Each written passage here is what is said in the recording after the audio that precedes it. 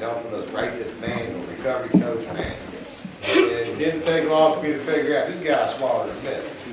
And he got, I don't know if he's been cleaning long with me, but he got a lot higher level of recovery than I got.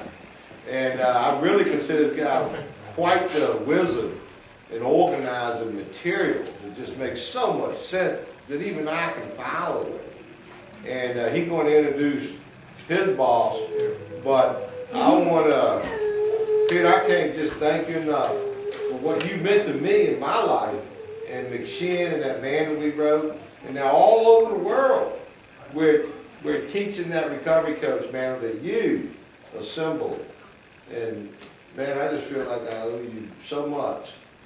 But thank you so much for arranging David to come down here and making, you know, this is an awesome event. But I'm going to let you introduce your boss, so hopefully you get to keep your job.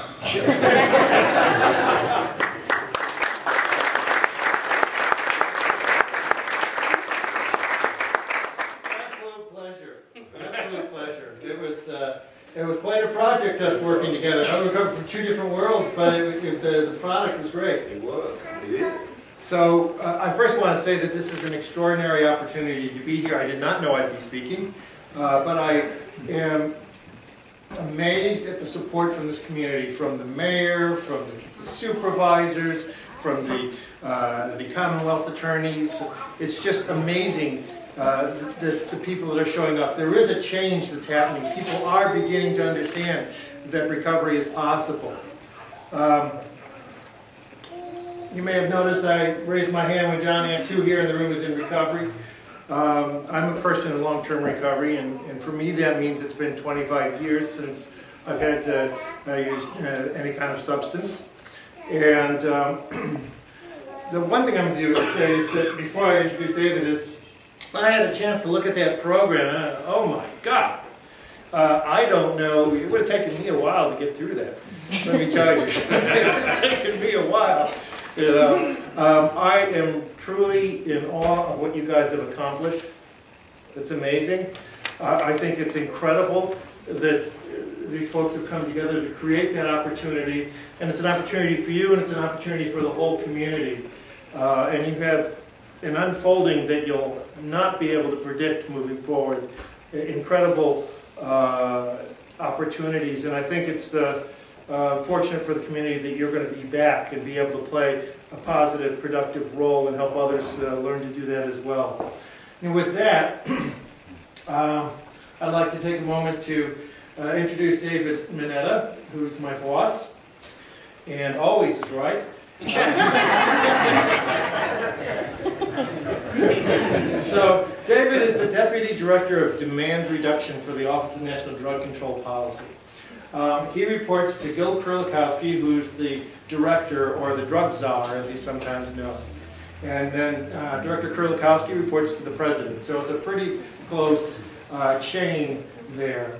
And our office is responsible for creating the policy nationally for reducing drug use, for reducing the damage it creates to our communities, to our families, to the individuals.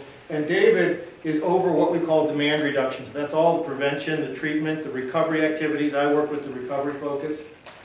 And he has brought a vision, a commitment that is just incredible. And he's always looking at how can we work this to make it happen? What cards do we have on the table? How can we move things forward? He's always looking at that and always asking us to look at that.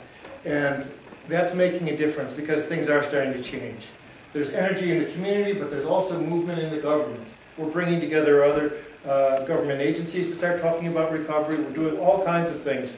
And David is really making that happen. So with that, I'd like to introduce David Mineta.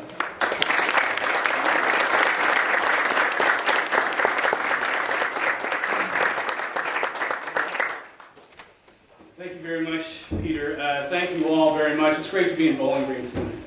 It is fantastic to be here with you all. So I just want to say thanks. First of all, as Peter said, it's just an honor to be here for the first graduation ceremony here in Caroline County Court Referral Program. And, you know, when this is, you know, when this post is on, you know, moved on, we've done something else, I'll tell you, in the scrapbook for me, this is going to be a very important program. Okay? And it makes you wonder, you know, you go all over the place, so how does somebody from the White House come to Bowling Green? All right. Wasn't by helicopter. So, with my hell, we didn't have Air Force One. We don't have Air Force anything. So, you know, so how does that happen? All right. Well, part of it is through these. I want to kind of give you a little indications through these thank yous first. And Peter did that a little bit. But so I want to thank again. We want to thank the mayor. I want to thank city council members. I want to thank board of supervisors and visiting board of supervisors. I want to thank the Commonwealth attorneys. It's fantastic. I want to thank the sheriff. And, you know, I'd like to thank, it was amazing hearing Bobby and hearing Frank earlier. You know, it's just, it is all of this. It's a whole community. It's the graduates. And it's Carol and John. Okay? It's everyone together. Working on making things better. Public safety and public health. And it's doing it in a way that is giving people their lives back again. And it's not just the graduates. It's generations of folks. It's their parents. It's their grandparents. It's their kids. It's their grandchildren. So you think about, you know, we go all over the country. And what gets you places and what keeps you in the job on the toughest days is exactly this. It's exactly this. And I'll tell you, there are many days where you're walking around in D.C. and you're like, what? We left California for this? Right. Now, I gotta say, I'm from the other part of the state, because I grew up, even though we were born in California, I grew up in Northern Virginia. I went to middle school, high school, up in Alexandria.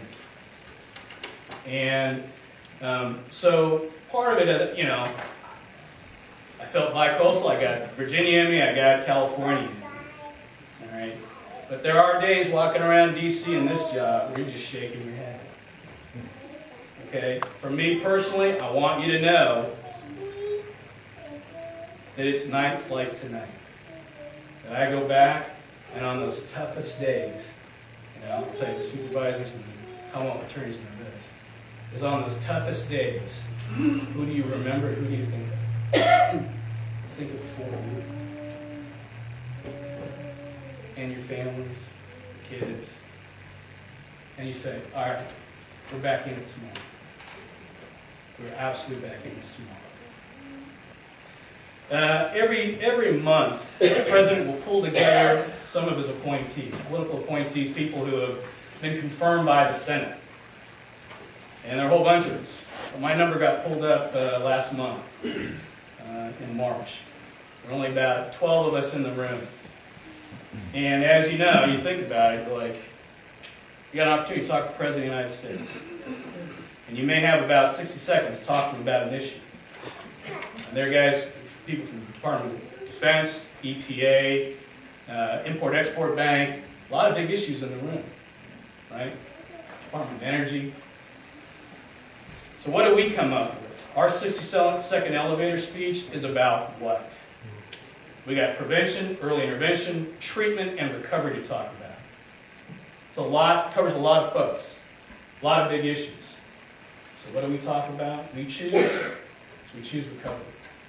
Mr. President, one of the areas that your ONDCP is working on, and we feel very proud of, and you should too for your administration, is actually highlighting recovery.